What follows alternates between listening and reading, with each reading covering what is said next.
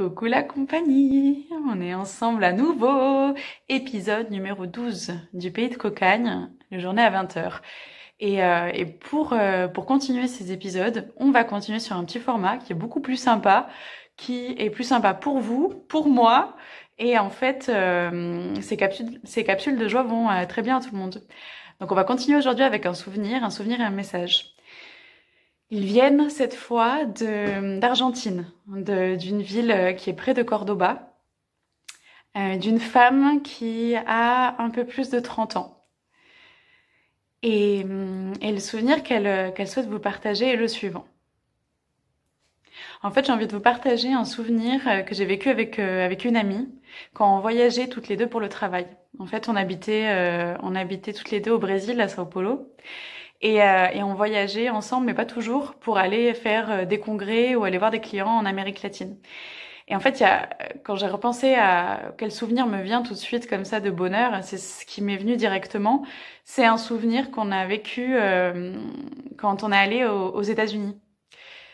En fait, tous les voyages avec cette personne ont été merveilleux et remplis d'amour, de joie et de rire et d'affection. Parce qu'on a partagé des moments profonds de sincérité. C'était vraiment des moments purs. On n'avait pas le choix on était à l'autre bout du monde toutes les deux, dans des pays qui n'étaient pas les nôtres, des cultures différentes. On vivait un travail extrêmement exigeant, très intense, avec beaucoup d'heures d'avion, des décalages horaires. C'est un peu pour vous peindre le tableau des situations. Et quand on se retrouvait en voyage ensemble, mais avec que nous, et on devait tout réaliser. Alors, on avait beaucoup de choses sur les épaules, beaucoup de responsabilités et en même temps, on partageait des bonheurs vrais parce que on se voyait entre guillemets nus, tels qu'on était, des deux femmes qui apprennent à avancer dans la vie et qui le font épaule contre épaule, l'une avec l'autre, en se soutenant et en voyant les forces et les faiblesses de chacune. Donc la personne telle qu'elle est, sans jugement. Et en fait, on était, je me souviendrai toujours de ces moments-là. On était partis à Philadelphie. Il y a 2 instants, mais qui se recoupent parce que c'est 2 soirées. C'était une à Philadelphie et l'autre à San Diego. Et en fait, ces soirs-là, on sortait de congrès, on avait donc le décalage horaire, des tonnes d'heures d'avion dans les pattes et plus, dans le corps, dans la tête, des milliers de clients à avoir vus. Et en fait, on voulait aller souper, donc on allait dîner ensemble. Et pour ça, peut-être un petit peu visiter la ville aussi, autant sortir plutôt que de rester enfermé. Et on était sortis cette nuit à Philadelphie et on avait fait la même chose à San Diego.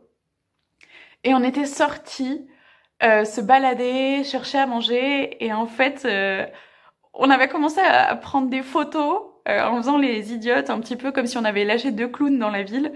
Un petit peu partout. À un moment donné, je me souviens, il y avait un grand siège très très haut qui était disproportionné et du coup quand on s'asseyait dedans on avait l'air d'être des naines et donc on faisait un petit peu les clowns comme ça, surtout les choses qui nous donnaient des idées de la créativité dans la ville.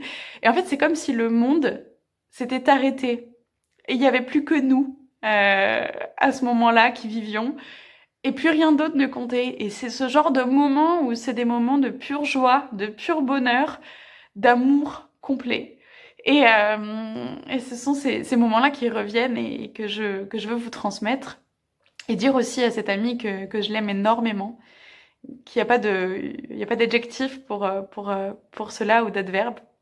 Et enfin, le message que je veux vous transmettre, et surtout en ce moment, donc le message que j'ai à vous transmettre est un message de résilience, un message de capacité d'adaptation, qui vient et qui nous accompagne chacun chacune dans cette vie, dans le sens où en fait le bonheur, la joie, c'est une option propre que l'on prend.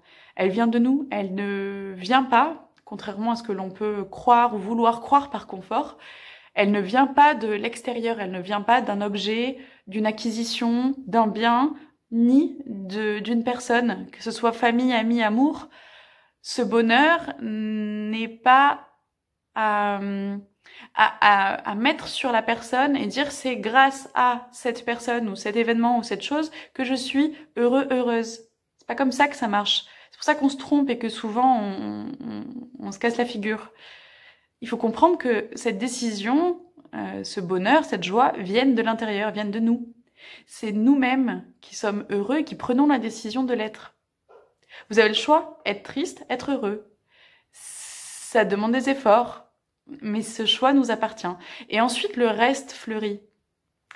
Et donc, c'est un petit peu cette phrase qui dit que si la vie te donne des citrons, eh ben, fais de la limonade. En fait, faites avec ce qui vient. Et trouvez comment transformer, comment rendre beau ce qui vient à vous. Sur ce message puissant, je vous souhaite et je vous envoie du bonheur. En tout cas, c'est ce que je vous souhaite qui vienne de l'intérieur. Donc, un bouquet de bonheur. Et je vous dis belle soirée, belle journée. Je vous embrasse fort, où que vous soyez sur la planète. Et je vous dis à très très vite aussi. Des bisous. À bientôt.